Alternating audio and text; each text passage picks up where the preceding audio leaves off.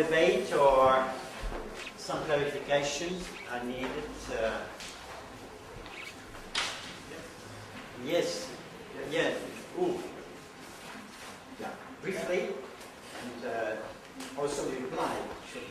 Yeah, I was wondering if I could try and introduce another notion that's new to me, in my understanding, and the way all the presentations this morning, and which have not been really talked to and mentioned, which is the notion of social representation.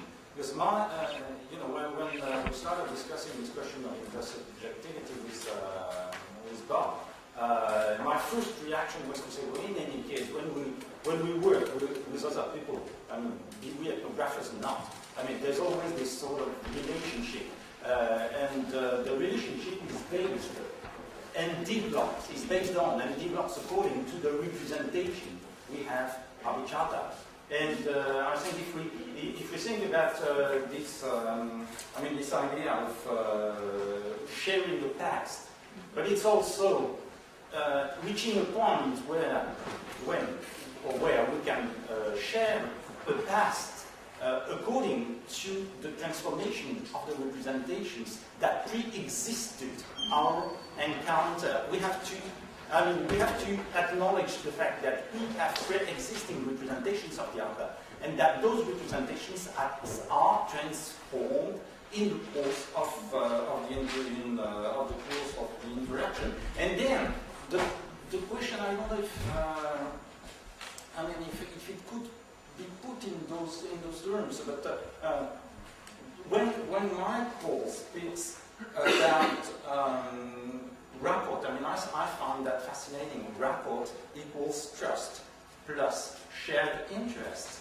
And how long does it take, to reach this alignment where pre-existing representations can be made compatible, not necessarily identical, of course, but compatible in order to reach that state or that condition of rapport.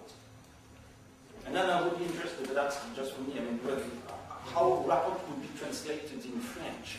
Is it cool? Yeah, no, well, but that's the point. Yeah. It might not be as easy as that. No English word. Play. From the room. John.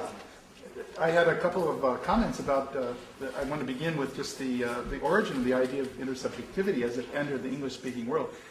In my university days, I took a course in existentialism and phenomenology, Gabriel Marcel, Merleau-Ponty, etc. Intersubjectivity. Pardon me? No, philosophy. And 65, something like that. Intersubjectivity was a absolutely core concept. Yeah. I don't know when Levinas began to be translated, etc. But I think this was moving within the field of philosophy, certainly. Did you study at Northwestern? No, but of course reading their stuff, because that's where it was all translated. It seems to me Martin Buber's work is absolutely central as a sort of an elephant in the room, because of the notion of I thou and sincerity and engagement as an equal with the other, etc. But what I especially like about your comments, and also the implicit dimensions of Christine's, is doubt, opposition, the gaps that exist, and it seems to me that intersubjectivity sort of opens a door to interaction, but it in no way presupposes that you have either shared knowledge, consensus, or even a level of understanding which endures. It's in a way that's the project you're working on, and so it seems to me we have to move from Buber, which is an ideal, almost never to be achieved, to the sort of understanding of the gaps. And Christina's work was quite interesting as she presented it. I'm very curious. Did your friend remember that she had these conversations with you? So did the previous conversation begin to inflect her later conversations, such that she was trying to compensate, improve on, rectify because of her sense of your positionality? Or was it just you had so many conversations that she didn't remember what she had said 10 years ago? I I don't know whether she remembered what she had said, but she definitely remembered that she had said something. She had said something. So that I don't know, but part of the epilogue is that when she's waiting to the wedding, she's also listening to all the tapes that we've done over the years because I had brought them back for her to listen. So she also revisited her life, yes.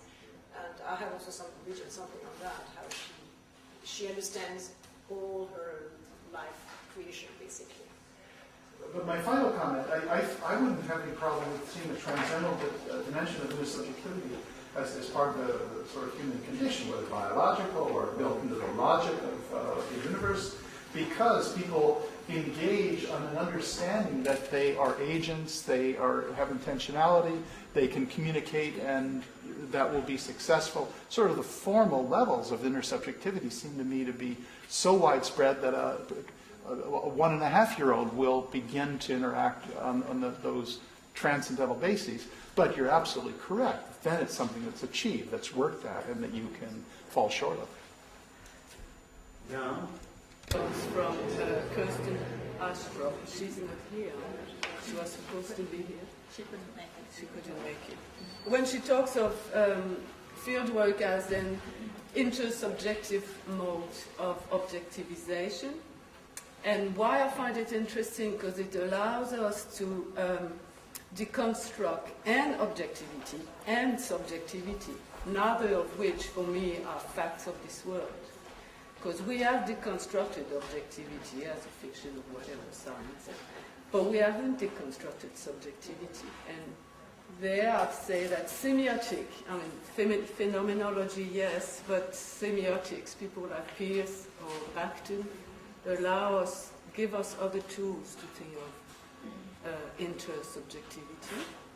And intersubjectivity, there is so much things on to be.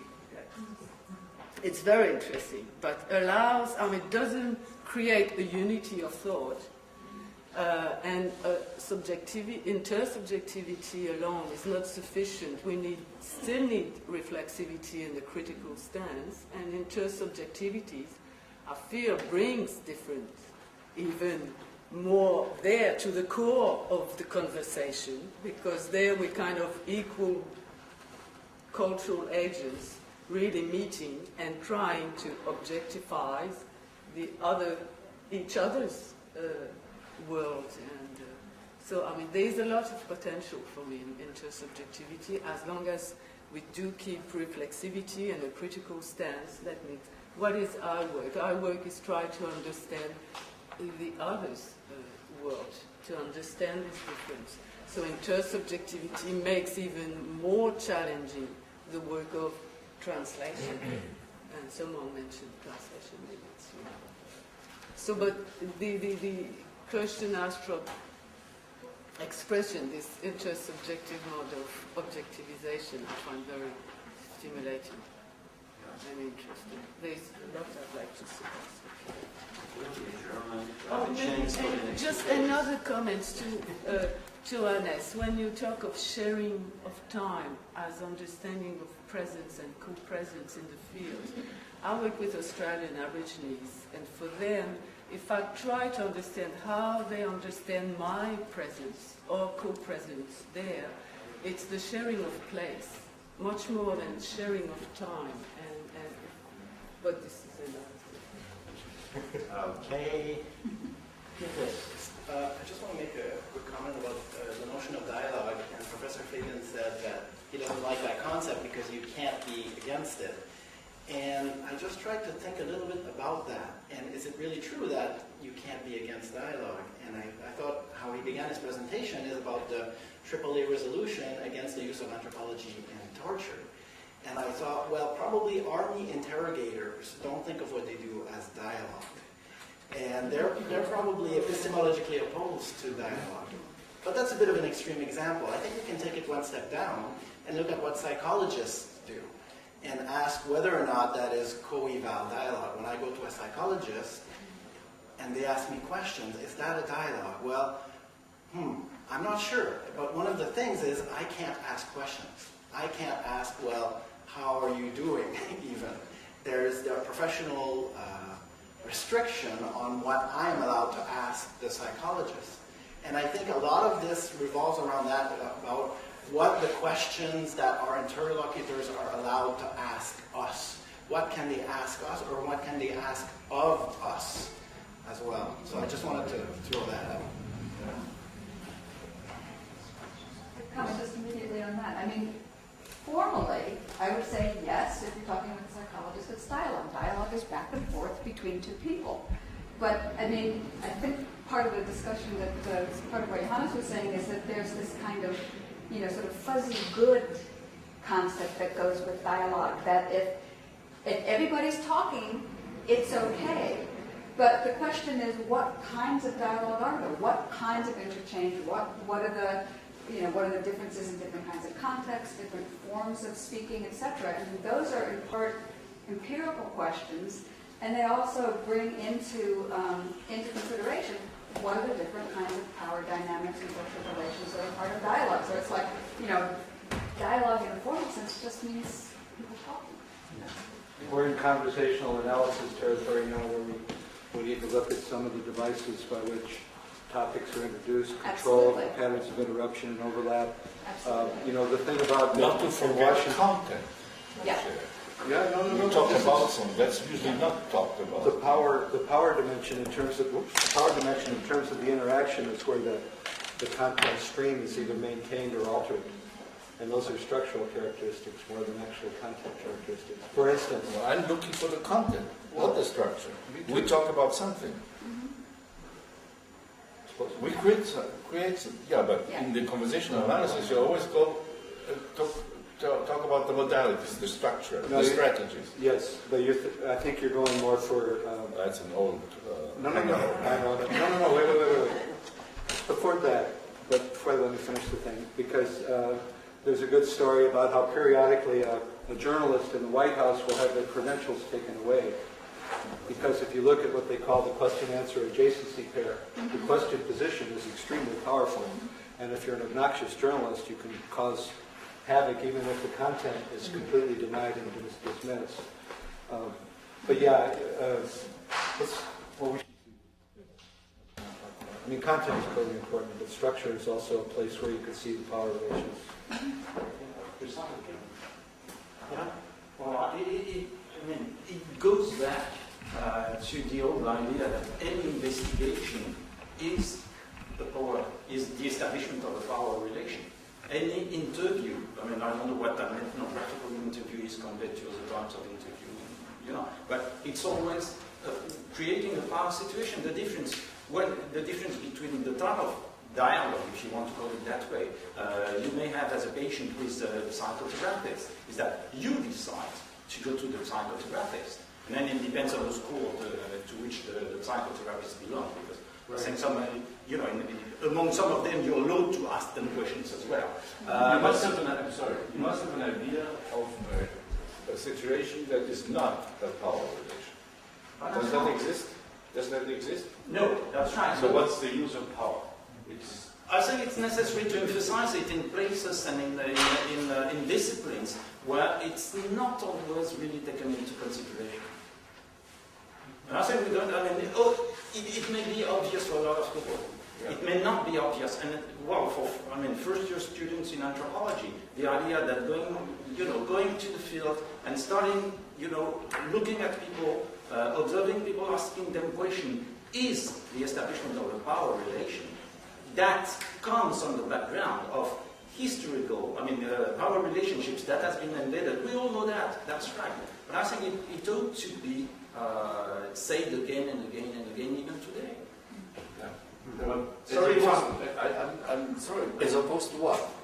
If there is no conceivable relation that is also a power consideration, power is not a useful concept. But it's not only a question of saying it. It's the question of understanding all the implications it may have for the content, for the content of what you're going to collect in that investigation. And so, as well, I think it's useful in distinguishing what we mean by anthropology and what we mean by not anthropology, and power may have something to do with that. Very much so. So yes, every relationship is a power relation, but then some of them may not be acceptable in terms of what is acceptable anthropology. And that's where I think morality might come in as well. One John, I'd like to give Johannes more on this idea that if we have a concept like power, it's useless unless we can talk about something else, that it is not. And you've mentioned that not only with power, but there's this implicit pattern of thought where if we cannot think in opposition, we're not thinking. Could you expand on your thought? Oh, no.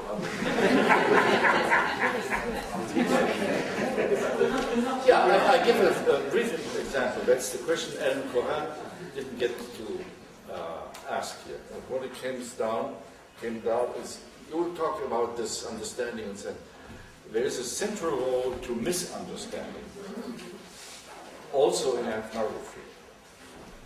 And, you know, I have this habit and say, yeah, I wrote a paper on this. But you mentioned the word at the end of your paper. Yes. And the conclusion in that paper where I really look at ethnographic material and look at misunderstandings on 3 levels: phonetics or phonology, lexicon, and discourse. Give examples. Actually, I sort of expose myself there, because I'm the one who misunderstood. And the end is for me that misunderstanding is part of a process of understanding. We should not be talking about understanding if it doesn't include misunderstanding and the resolution of these problems. Sorry, I'm an old dialectician. It's the raw material of ethnographic research. Yes. If we didn't have the misunderstandings, Yeah. what would we do? Sure. Okay, then to Bob, Sylvie, and John. Yeah, I think one or 4 people, and then I'd like to raise a couple of questions and give you a chance. We have about maybe 10 more minutes. Yes. I wanted to follow up on your comment, because I think it's a great comment. Maybe it was a question or a comment or critique. I heard critique. Question, Okay, all of good. those. So I'll turn into a critique in the spirit of oppositional discourse. This idea that in order to arrive to some kind of a dépassement du savoir, or in other words, do some kind of intellectual work, we have to work in oppositional terms, is an idea that came very early on in our discussions about the workshop, Johannes and I, because I set up the workshop in a particular way with particular types of people and interests. And Johannes, one of his first questions was, where's the opposition here, right? And in his talk he said, our real challenge is to find a new enemy, right? And I didn't necessarily see that as a primary objective. But I wanted to point out, I agree that there are, there's a great deal of value in moments in which worlds don't meet, and there can be learning and comprehension and knowledge, even if there's not some kind of understanding or comprehension.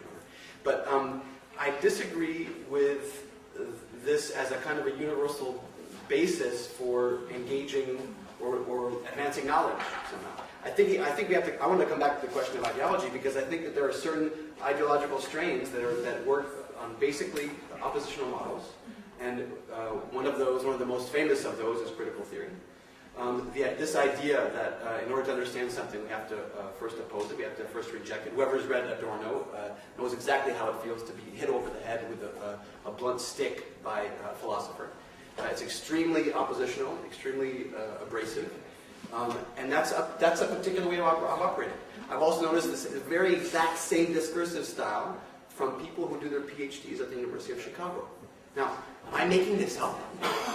Right? Or is it true, is it not true that still at the University of Chicago in anthropology, that there are classes in which professors train students to defend themselves in a seminar situation and to attack the other students? So, this is a model, this is a way of operating, it's a way that works for some people, it's a way that works in certain situations. It doesn't work in all situations, and it's not a requirement in order for some kind of intellectual or intersubjective work to occur. I don't see why they couldn't exist together in a different time. So if you look again at the Habermas-Gadamer debate, Habermas says, there's no notion of power in your model.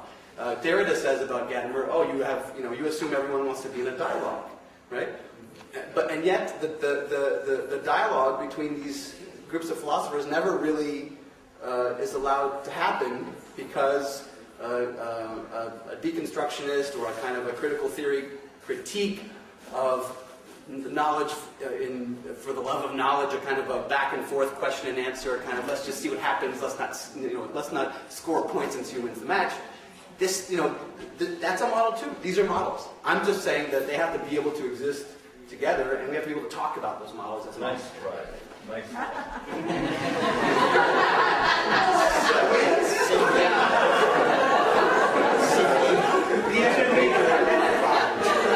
Sorry. But what you just did was set up an enemy. Okay, Sylvie, briefly. Coming back to what Johannes said about the co-production of knowledge in terms of confrontation. But again, I refer to my own experience, and it all depends what kind of knowledge, co-production of which knowledge we're talking about. But I make a distinction between anthropological knowledge and cultural knowledge. That means the knowledge I gather and I construct from the cultural phenomena or practice I'm trying to understand. So if co-production of knowledge, that means when people are trying to explain to me the meaning and we kind of, this process of trying to understand from this co-production of knowledge in terms of this process of sharing and trying to understand each other and cannot be I can't see it as a confrontation. I see it as kind of a negotiation of meaning. And in terms of power relationship, I've never felt that I was in a power position in the field. On the contrary, they have the power to establish a relationship with me or not. They have the power to tell me what they want or what they don't want to me to say. They have the power. They know what they're doing. I've got not a clue of. I'm trying to understand, so I have to be very humble. And so I can't see it. For me, my experience as an ethnographer is not in terms of power relationship, not in terms of confrontation. I'm very humble, I'm just curious, and I want to know what they're doing and what they feel and how they think. Confrontation, for me, has nothing to do with exercising power. Okay. Confrontation is the alternative to a hierarchical approach, where you have the upper hand anyhow, or a soi-disant neutral. When two subjects come together, nothing happens unless they confront each other. That is, they are at eye level. Unless, otherwise... So it's a positive confrontation. Absolutely, absolutely. I know. I have written about it. It has an unsavory, in English, has unsavory connotation. It's engagement. You have a neutral. Confrontation means conflict. And you really have to be engaged. It's a synonym for conflict. So confrontation means it necessarily has a negative connotation. So can you imagine a situation where there is no confrontation? I wouldn't want to do it. No, but it's necessary. Engagement. One more comment.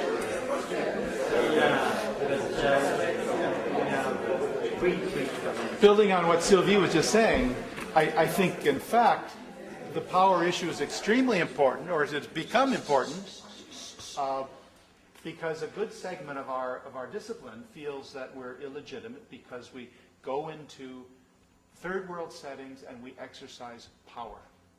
Now, if we think about power as a dimension of interpersonal interaction, I quite agree. It's something that shifts. We might go in and exercise power. We say, ask people to come sit and pay them something, perhaps, or not. We try to lead them down a certain line of questioning. Our question shapes the possibilities. These are exercises of power. On the other hand, Salins had a wonderful comparison. He said, look at the pictures of Fortis in the 40s, where he's on a chair and he's got all these people standing around or sitting in front of him. Today, could you possibly have that picture? Well, first of all, if you have chairs, you won't be in it because everybody else will be sitting in it, and maybe you'll be sitting on the side.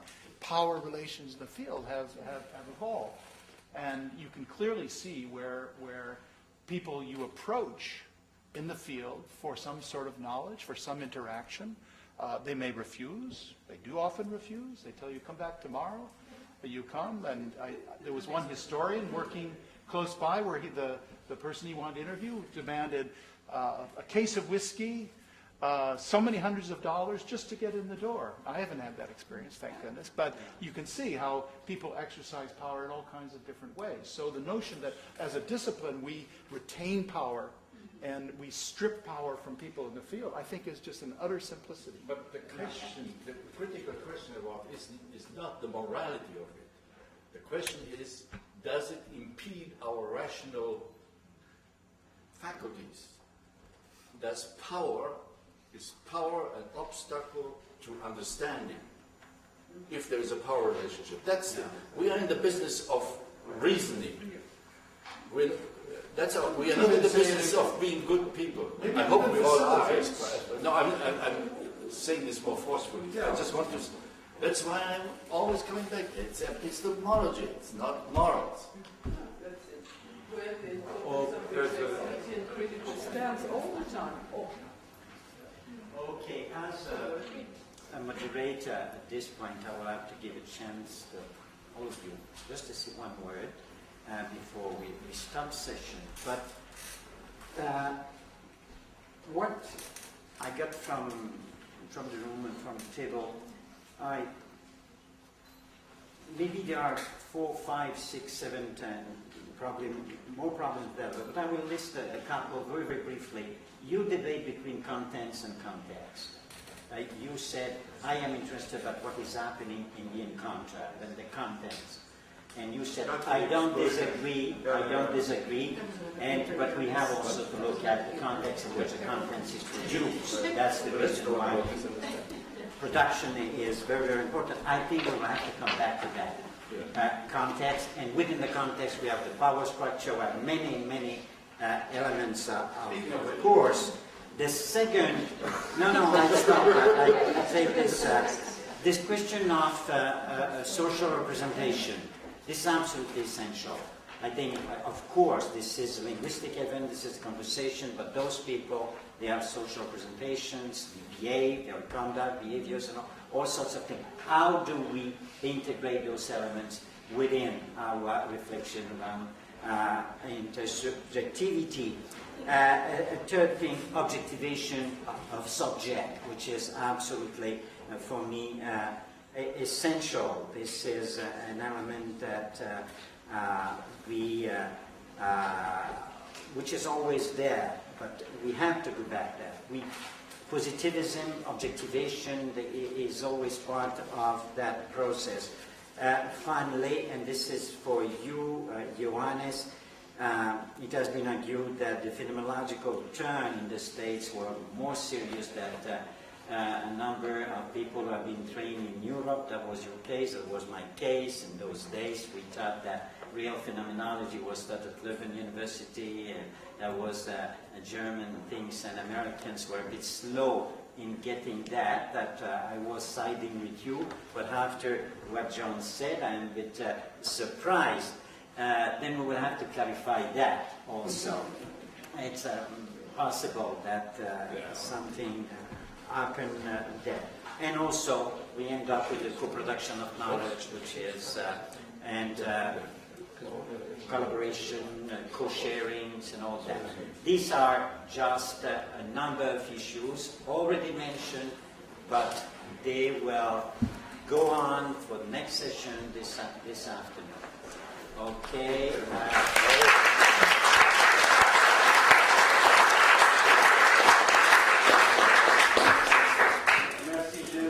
C'est pas notre premier miracle que tu produis. This is not your first miracle. Thank you for giving us Time. Just a few quick announcements. Lunch is ready here at the table behind us. I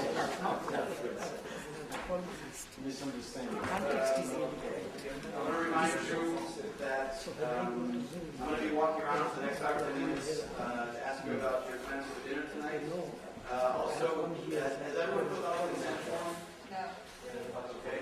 There should be consent forms here on the table here. If not, please come and see me if you haven't filled it out and make sure you get one. Also, I want to remind you that there's a book nook over here with lots of interesting books on these topics. Many authors we've spoken of this morning are here. Many of the authors that are here today are also in the book nook. So you'll see books from your colleagues that you haven't seen, maybe some that you haven't seen in a while. Also, I'm trying to finish up a bibliography that taps into some of these resources and others. It's about 80% finished. I'm hoping to finish it before we all leave, before the end of the weekend. And as usual, I'll try to have some copies here, and I'll put a version on the website for the workshop. You also remember that on the workshop website, there's a map at the bottom of the left-hand column for those people who would like to walk back and forth between the gallery and the hotel. It's about a 30-minute walk. Who walked it this morning? 25, 30-minute walk. Yeah, I'll print it up and put it up here on the wall. But we do have transportation in the morning at the end of the day as planned. And thank you also to those people who have put their name on a coffee cup so that they can clean it and reuse it. That's much appreciated. I think what I'm going to do when we start up after lunch is just because we decided as an organizational team not to use name tags. I'm just going to ask everyone to just stand up and say their name and affiliation when we start at the beginning of the next session. And so we have about 45 minutes for lunch. Not very long, but I think you'll understand the reasoning when we get to the end of the session this afternoon, which I'll talk about a little bit when we start. We're also going to be moving tables and chairs around during lunch. So 45 minutes. yeah. We are all here. No, you do the consultation. It's here. We don't have to go up. So that we can spend a little bit more time with debate than we did in the morning sessions. The morning sessions are intended more for formal presentations. I want to say a special thanks to Shelley Harrington, who's been very helpful in the planning process and very flexible with regards to the role she's playing today. She's going to be talking a little bit about an area that is not necessarily central in her research or thinking, but this is a person who has a very broad base with which to think about things. And so I'll give the floor to Shelley Harrington from the University of California. Thanks so much. And thanks so much to Bob for organizing this very interesting workshop.